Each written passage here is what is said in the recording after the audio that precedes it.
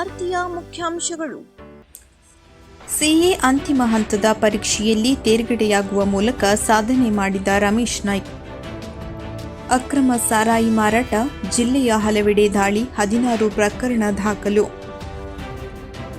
ತಾಲೂಕಿನ ಗುಡ್ನಾಪುರ ಶ್ರೀ ಬಂಗಾರೇಶ್ವರ ದೇವಸ್ಥಾನಕ್ಕೆ ಸಾಮಾಜಿಕ ಧುರೀಣ ಶ್ರೀನಿವಾಸ್ ಭಟ್ ಧಾತ್ರಿ ಭೇಟಿ. ಮಹಿಳಾ ಸ್ವಸಹಾಯ ಸಂಘಗಳಿಗೆ ಸಮುದಾಯ ಬಂಡವಾಳ ನಿಧಿ ವಿತರಿಸಿದ ಶ್ರೀನಿವಾಸ್ ಮಾನೆ. ಮನೆ ಬಾಗಿಲು ಮುರಿದು ನಗನಾಣ್ಯ ಕಳವು ಮಾಡಿದ್ದ ಕಳ್ಳರ ಬಂಧನ. ಸಹಾಯ ಹಸ್ತ ಕೋರಿ ರಾಧಾಗೋಪಾಲ್ ನಾಯ್ಕ್ ಮನವಿ. ಯಶಸ್ವಿಯಾದ ಮಧುಮೇಹ ಸಂವಾದ. ಭಾರತೀಯ ಸೇನೆಯಲ್ಲಿ 16 ವರ್ಷ ಸೇವೆ ಸಲ್ಲಿಸಿ ಹುಟ್ಟೂರಿಗೆ ಆಗಮಿಸಿದ ಗಿರೀಶ್ ಗಜಾನನ್ ನಾಯ್ಕ್ ಅವರಿಗೆ ಅಭಿನಂದನಾ ಕಾರ್ಯಕ್ರಮ.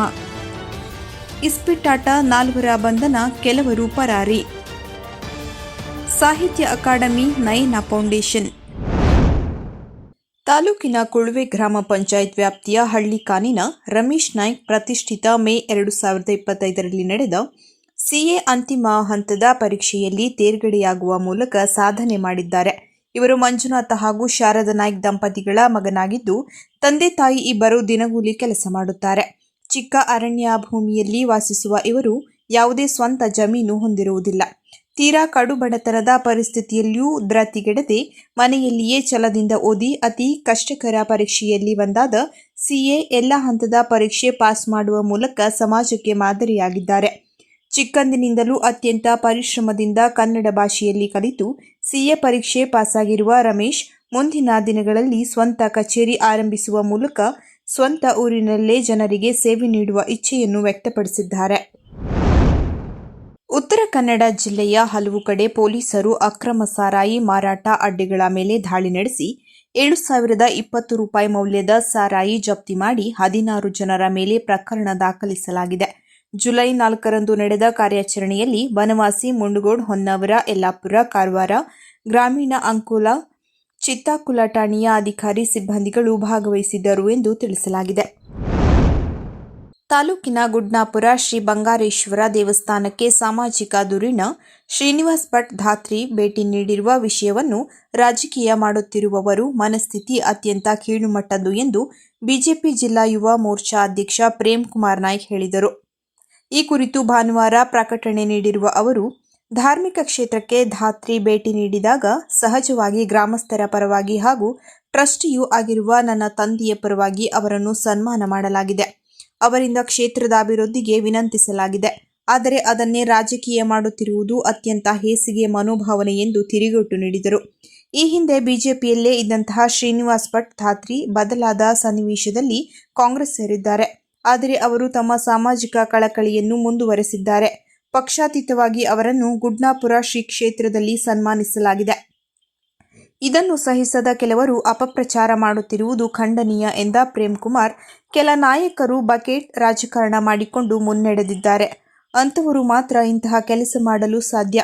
ಆದರೆ ಅಂಥವರು ನಮ್ಮ ನಾಯಕರ ಬಳಿ ಹೇಳಿ ಕ್ಷೇತ್ರದ ಅಭಿವೃದ್ಧಿ ಮಾಡಲು ಪ್ರಯತ್ನ ಮಾಡಲಿ ಎಂದು ವಾಗ್ದಾಳಿ ನಡೆಸಿದರು.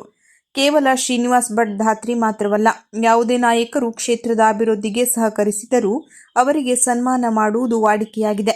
ಹಾಗಾಗಿ ಇದರಲ್ಲಿ ಯಾವುದೇ ರಾಜಕೀಯವಿಲ್ಲ.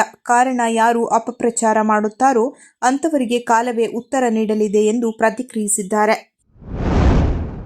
ತಿಳುವಳ್ಳಿ ಗ್ರಾಮದಲ್ಲಿ ನಡೆದ ಸಮಾರಂಭದಲ್ಲಿ ಶಾಸಕರಾದ ಶ್ರೀನಿವಾಸ್ ಮಾನೆಯವರು ತಿಳುವಳ್ಳಿ, ಕೆಲವರಕೊಪ್ಪ ಮತ್ತು ಸೋಮಸಾಗರ ಗ್ರಾಮ ಪಂಚಾಯತ್ ವ್ಯಾಪ್ತಿಯ 22 ಮಹಿಳಾ ಸ್ವಸಹಾಯ ಸಂಘಗಳಿಗೆ ತಲಾ 1.5 ಲಕ್ಷದಂತೆ ಒಟ್ಟು 33 ಲಕ್ಷ ಸಮುದಾಯ ಬಂಡವಾಳ ನಿಧಿ ಚೆಕ್ ವಿತರಿಸಿದರು.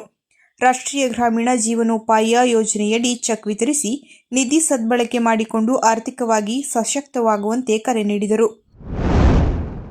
ನಗರದ ಕರಿಗುಂಡಿ ಹತ್ತಿರ ಇರುವ ಶ್ರೀಚಕ್ರ ಲೇಔಟ್ 10ನೇ ಕ್ರಾಸ್ನಲ್ಲಿರುವ ಮೊಹಮ್ಮದ್ ಶಫಿ ಮೆಹಬೂಬ್ ಸಾಬ್ ಐರಣಿ ಇವರ ಮನೆಯಲ್ಲಿ ದಿನಾಂಕ 29ರಿಂದ 30ರ ನಡುವಿನ ಅವಧಿಯಲ್ಲಿ ನಡೆದಿದ್ದ ಕಳ್ಳತನ ಪ್ರಕರಣದ ಆರೋಪಿಯನ್ನು ಪೊಲೀಸರು ಬಂಧಿಸಿದ್ದಾರೆ. ಮೂಲತಃ ಆರೇಕೊಪ್ಪ ಬನವಾಸಿ ರಸ್ತೆ, ಹಾಲಿ ಶಿರಸಿ ಇಂದಿರಾನಗರದ ಖಾಲಿದ್ ಶರೀಫ್ ಸಾಬ್ ಕನವಳ್ಳಿ ಬಂಧಿತನಾದ ವ್ಯಕ್ತಿ. ಈತ ಮನೆ ಬಾಗಿಲನ್ನು ಒಡೆದು ಮನೆ ಒಳಗೆ ನುಗ್ಗಿ 85,000 ರೂಪಾಯಿ ನಗದು ಮತ್ತು ಅಂದಾಜು 60,000 ರೂಪಾಯಿ ಕಿಮ್ಮತ್ತಿನ 3 ಬಂಗಾರದ ಉಂಗುರಗಳನ್ನು ಕಳವು ಮಾಡಿಕೊಂಡು ಹೋಗಿರುವ ಬಗ್ಗೆ ಹೊಸ ಮಾರುಕಟ್ಟೆ ಠಾಣೆಯಲ್ಲಿ ಪ್ರಕರಣ ದಾಖಲಾಗಿತ್ತು. ಅಪರಾಧ ವಿಭಾಗದ ಪಿಎಸ್ಐ ರಾಜ್ಕುಮಾರ್ ಉಕ್ಕಲಿ ತನಿಖೆ ಕೈಗೊಂಡಿದ್ದರು. ಡಿವೈಎಸ್ಪಿ ಗೀತಾ ಪಾಟೀಲ್, ಸಿಪಿಐ ಶಶಿಕಾಂತ್ ವರ್ಮಾ ಮಾರ್ಗದರ್ಶನದಲ್ಲಿ ಪಿಎಸ್ಐಗಳಾದ ರಾಜ್ಕುಮಾರ್ ಉಕ್ಕಲಿ, ರತ್ನಾಕುರಿ ಹಾಗೂ ಸಿಬ್ಬಂದಿಗಳು ಆರೋಪಿಯನ್ನು ಬಂಧಿಸಿ ನ್ಯಾಯಾಲಯಕ್ಕೆ ಹಾಜರುಪಡಿಸಿದ್ದಾರೆ. ನಗರದ ಮರಾಠಿಕೊಪ್ಪ ಜೋಡುಕಟ್ಟೆ ಹಿಂಭಾಗ ರಾಧಾ ಗೋಪಾಲ್ ನಾಯ್ಕ ಅವರ ಮನೆ ಕುಸಿದು ಬೀಳುತ್ತಿದೆ. ಅಧಿಕಾರಿಗಳು ಯಾರೂ ಬಂದು ನೋಡಿಲ್ಲ. ಹಲವಾರು ವರ್ಷಗಳಿಂದ ಪದೇ ಪದೇ ಅಧಿಕಾರಿಗಳು ಬಂದು ನೋಡಿ ಹೋಗುತ್ತಿದ್ದಾರೆ. ಯಾವುದೇ ಸಹಾಯ ಮಾಡುತ್ತಿಲ್ಲ. ಪ್ರತಿ ವರ್ಷ ಮಳೆಗಾಲದಲ್ಲಿ ಬಂದು ಮನೆ ಖಾಲಿ ಮಾಡಿ ಎಂದು ಹೇಳುತ್ತಿದ್ದಾರೆ. ದಯವಿಟ್ಟು ನಮಗೆ ಸಹಾಯ ಮಾಡಿ ಎಂದು ರಾಧಾ ಗೋಪಾಲ್ ನಾಯ್ಕ್ ಮನವಿ ಮಾಡಿದ್ದಾರೆ.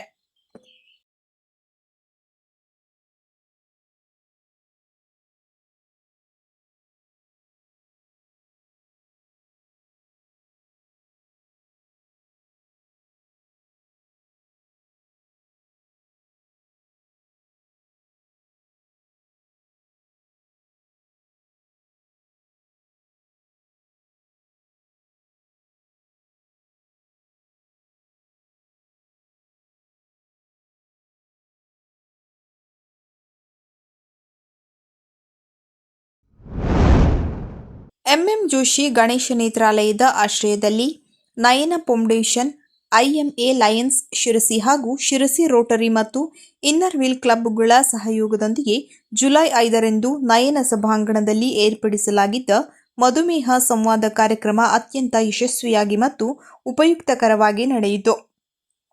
ಜಿಲ್ಲೆಯ ಏಕೈಕ ಅಂತಃಸ್ರಾವ ಶಾಸ್ತ್ರಜ್ಞ ಡಾಕ್ಟರ್ ದ್ವಿಜರಾಜ್ ಹೆಗಡೆಯವರು ಮಧುಮೇಹ ತಜ್ಞರಾಗಿ, ಹಿರಿಯ ವೈದ್ಯ ಡಾಕ್ಟರ್ ಮಹೇಶ್ ಹೆಗಡೆ ಹೃದ್ರೋಗ ತಜ್ಞ ಫಿಜಿಷಿಯನ್ ಆಗಿ, ಶಸ್ತ್ರಚಿಕಿತ್ಸಾ ವೈದ್ಯ ಡಾಕ್ಟರ್ ಕಿಶೋರ್ ಪವಾರ್ ಮಧುಮೇಹಿಗಳ ಪಾದ ಸಂರಕ್ಷಣಾ ತಜ್ಞರಾಗಿ ಮತ್ತು ಡಾಕ್ಟರ್ ಶಿವರಾಮ್ ಅವರು ಹಿರಿಯ ನೇತ್ರ ತಜ್ಞರಾಗಿ ಸಂವಾದ ನಡೆಸಿಕೊಟ್ಟು ಪಾಲ್ಗೊಂಡ ಮಧುಮೇಹಿಗಳ ಸಕಲ ಸಂದೇಹ ನಿವಾರಿಸಿದರು. ಸಂವಾದದಲ್ಲಿ ಪಾಲ್ಗೊಂಡ ಅಕ್ಷಿಪಟಲ ತಜ್ಞರಾದ ಡಾಕ್ಟರ್ ಮಂಜುನಾಥ್ ಅವರು ಪವರ್ ಪಾಯಿಂಟ್ ಮೂಲಕ ಮಧುಮೇಹದಿಂದ ಅಕ್ಷಿಪಟಲದ ಮೇಲಾಗುವ ಪರಿಣಾಮ ತಿಳಿಸಿ ಪರಿಹಾರ ಸೂಚಿಸಿದರು.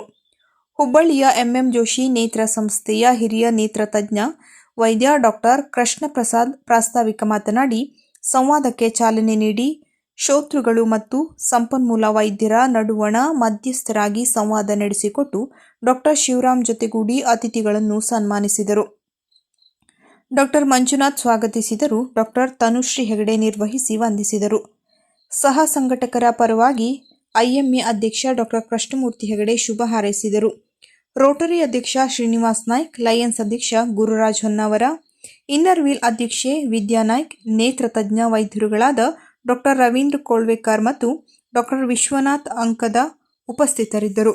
ಎಲ್ಲರೂ ತಮ್ಮ ಸಂದೇಹಗಳಿಗೆ ಪರಿಹಾರ ಪಡೆದರು. ಕಾರ್ಯಕ್ರಮದಲ್ಲಿ ಮಧುಮೇಹಿಗಳಿಗೆ ಉಚಿತ ರಕ್ತ ತಪಾಸಣೆ ಮತ್ತು ಡಯಾಬಿಟಿಕ್ ರೆಟಿನೋಪತಿ ತಪಾಸಣೆ ನಡೆಸಿ ಮಾಹಿತಿ ಕೈಪಿಡಿಯನ್ನು ನೀಡಲಾಯಿತು.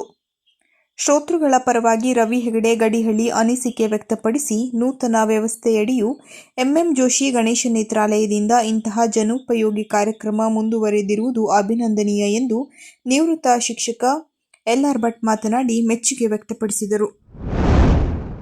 ತಾಲೂಕಿನ ಹಳದಿಪುರ ಗ್ರಾಮದಲ್ಲಿ ಜುಲೈ 6ರಂದು ಭಾರತೀಯ ಸೇನೆಯಲ್ಲಿ 16 ವರ್ಷಗಳ ಕಾಲ ಬೇರೆ ಬೇರೆ ಕಡೆಗಳಲ್ಲಿ ಸೇವೆ ಸಲ್ಲಿಸಿ ಹಗಲಿರುಳೆನ್ನದೆ ದೇಶಕ್ಕಾಗಿ ದುಡಿದ, ಇದೀಗ ನಿವೃತ್ತಿ ಹೊಂದಿ ತಮ್ಮ ಹುಟ್ಟೂರಿಗೆ ಆಗಮಿಸಿದ ನಮ್ಮ ಹೆಮ್ಮೆಯ ವೀರಯೋಧ ಶ್ರೀ ಗಿರೀಶ್ ಗಜಾನನ್ ನಾಯ್ಕ್ ಅವರಿಗೆ ಅಭಿನಂದನಾ ಕಾರ್ಯಕ್ರಮ ರವಿವಾರ ಹಮ್ಮಿಕೊಳ್ಳಲಾಗಿತ್ತು.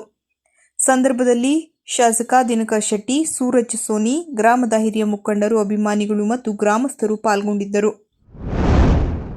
ತಾಲೂಕಿನ ಮುಂಡಳ್ಳಿ ಅರಣ್ಯ ಪ್ರದೇಶದಲ್ಲಿ ಇಸ್ಪಿಟ್ಟಾಡುತ್ತಿದ್ದವರ ಮೇಲೆ ಭಟ್ಕಳ ಗ್ರಾಮೀಣ ಪೊಲೀಸ್ ದಾಳಿ ನಡೆಸಿ 4 ಜನ ಆರೋಪಿಗಳನ್ನು ಬಂಧಿಸಿ ಪ್ರಕರಣ ದಾಖಲಿಸಲಾಗಿದೆ. ಜುಲೈ 5ರಂದು ರಾಘವೇಂದ್ರ ಮಾರುತಿ ನಾಯಕ್, ಶ್ರೀಧರ್ ತಿಮ್ಮಪ್ಪ ಮೊಗೇರ್, ಗೋಪಾಲ್ ಕೃಷ್ಣ ನಾಯಕ್, ಚಂದ್ರಶೇಖರ್ ಗೋವಿಂದ ಮೊಗೇರ್ ಇವರುಗಳು ಇಸ್ಪಿಟ್ಟಾಡುತ್ತಿದ್ದ ಆರೋಪಿಗಳಾಗಿದ್ದಾರೆ. ಕೆಲವರು ತಪ್ಪಿಸಿಕೊಂಡು ಹೋಗಿದ್ದು ತನಿಖೆ ಕೈಗೊಳ್ಳಲಾಗಿದೆ.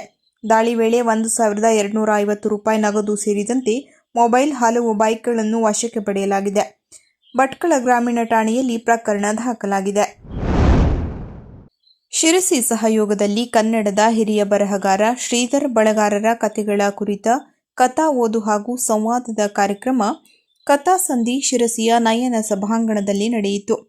ಆರಂಭದಲ್ಲಿ ಪ್ರಸ್ತಾಪಿಸಿದ ಸಾಹಿತ್ಯ ಅಕಾಡೆಮಿಯ ಕನ್ನಡ ಸಲಹಾ ಸಮಿತಿಯ ಸದಸ್ಯ ಚನ್ನಪ್ಪ ಅಂಗಡಿಯವರು, ಕೇಂದ್ರ ಸಾಹಿತ್ಯ ಅಕಾಡೆಮಿಯಲ್ಲಿ ಕನ್ನಡ ಸಾಹಿತಿಗಳದ್ದು ಸಿಂಹಪಾಲು. ಕೇಂದ್ರ ಸಾಹಿತ್ಯ ಅಕಾಡೆಮಿ ಮಾದರಿಯ ಕೆಲಸಗಳನ್ನು ಮಾಡುತ್ತಿದೆ. ಸಾಹಿತಿಗಳ ಬದುಕು ಬರಹಗಳನ್ನು ದಾಖಲಿಸುವ ಕೆಲಸವನ್ನು ಮಾಡುತ್ತಿದೆ ಎಂದರು. ಕಾರ್ಯಕ್ರಮವನ್ನು ಉದ್ಘಾಟಿಸಿದ ಡಾ. ಕೆ. ವಿ. ಶಿವರಾಮ್, ಸಾಹಿತ್ಯವನ್ನು ಓದಬೇಕು, ಆಸ್ವಾದಿಸಬೇಕು. ಸಾಹಿತ್ಯವನ್ನು ಅನುಭವಿಸದಿದ್ದರೆ ಜೀವನವಲ್ಲ.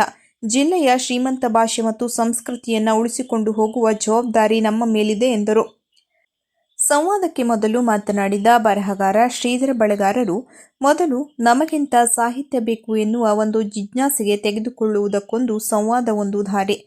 ನಾವು ಯಾಕೆ ಕಥೆಯನ್ನು ಹೇಳುವ ಮತ್ತು ಕೇಳುವ ಸಂದರ್ಭದಿಂದಾಗಿ ಮರೆತು ಹೋದ ಸಂಬಂಧವನ್ನು ಮರಳಿ ಕಟ್ಟುವುದು. ಸಾಹಿತ್ಯವೆಂದರೆ ಗೊತ್ತಿರುವುದನ್ನೇ ಮರಳಿ ಅನನ್ಯವಾಗಿ ಅರ್ಥ ಮಾಡಿಕೊಳ್ಳುವುದು. ಅದನ್ನು ಪ್ರತ್ಯವಿಜ್ಞಾನವಾಗಿದೆ. ನಮ್ಮ ಮಾತಿನಲ್ಲಿ ಕಥಾಂಶವಿದ್ದರೆ ಮನುಷ್ಯರಾಗಬಹುದು. ಇವತ್ತು ಮನೆಯಲ್ಲಿ ಟಿವಿ, ವಾಷಿಂಗ್ ಮಷಿನ್ ಮಾತನಾಡುತ್ತಿದೆ. ಮನುಷ್ಯರು ಮಾತನಾಡುವುದು ಕಡಿಮೆಯಾಗುತ್ತಿದೆ. ನಾವು ನಮ್ಮ ಬದುಕಿನಲ್ಲಿ ಒಂದಿಷ್ಟು ಸ್ಪಂದನೆಯನ್ನು ಇಟ್ಟುಕೊಳ್ಳೋಣ ಎಂದು ಅಭಿಪ್ರಾಯಪಟ್ಟರು. ವೇದಿಕೆಯ ಮೇಲೆ ಸನ್ಮತಿ ಸಾಹಿತ್ಯ ಪೀಠದ ಅಧ್ಯಕ್ಷ ಧರಣೇಂದ್ರ ಕುರುಕುರಿ ಅಧ್ಯಕ್ಷತೆ ವಹಿಸಿದ್ದರು. ಕಾರ್ಯಕ್ರಮದ ಆರಂಭದಲ್ಲಿ ಡಿಎಸ್ ನಾಯ್ಕ್ ಸ್ವಾಗತಿಸಿದರು. ತಾರಾ ಹೆಗಡೆ ಕಾರ್ಯಕ್ರಮವನ್ನು ನಿರ್ವಹಿಸಿದರು.